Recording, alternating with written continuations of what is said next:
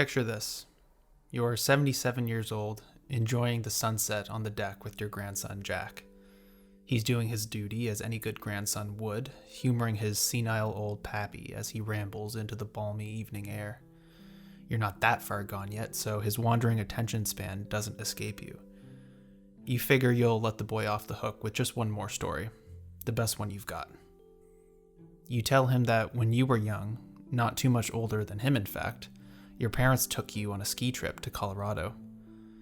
You were so excited, as any kid would be. Trips like that were rare in those days.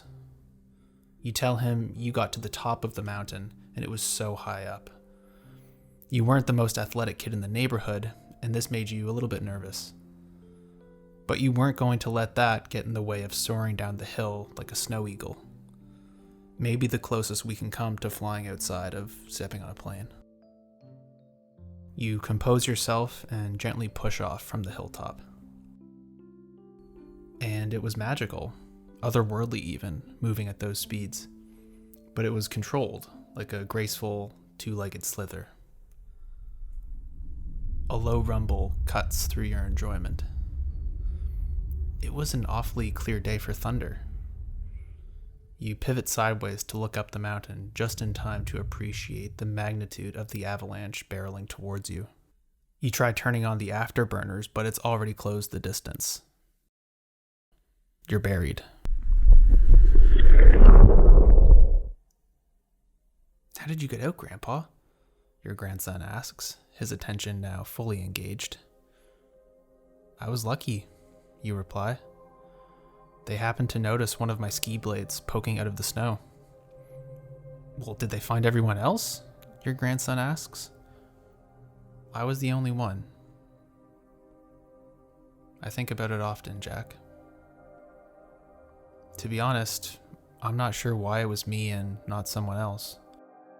But what I do know is that everything happens for a reason.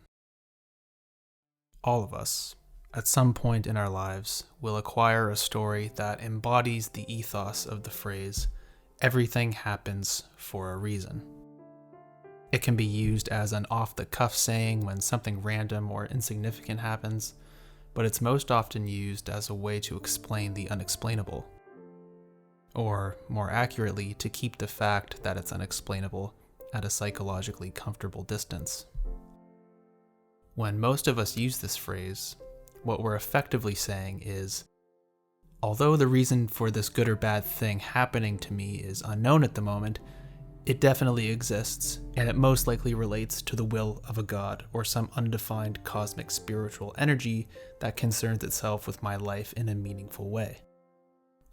This is an okay explanation, but it seems like there's something even deeper going on here. Something the use of this phrase is hinting at that transcends even our tendency to chalk things up to a higher power. As it turns out, this ostensibly meaningful but largely trite phrase leads us back to the core of what it means to be human. We tell stories.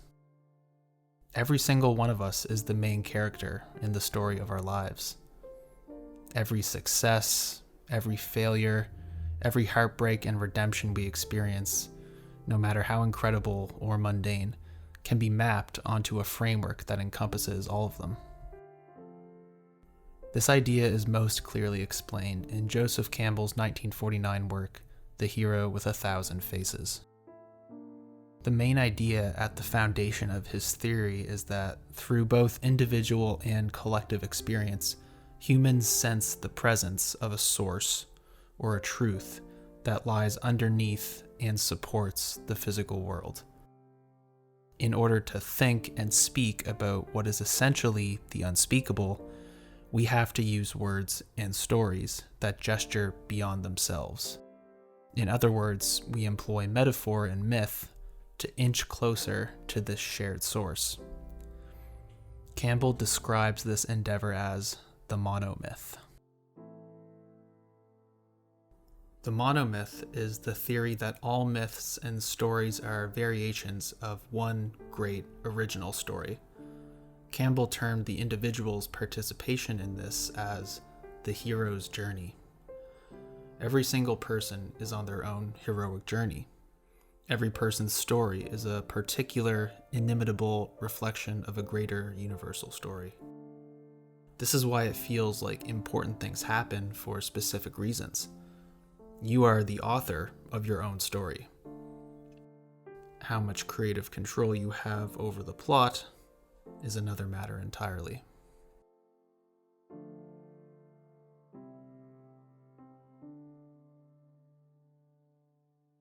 It would not be too much to say that myth is the secret opening through which the inexhaustible energies of the cosmos pour into the human cultural manifestation.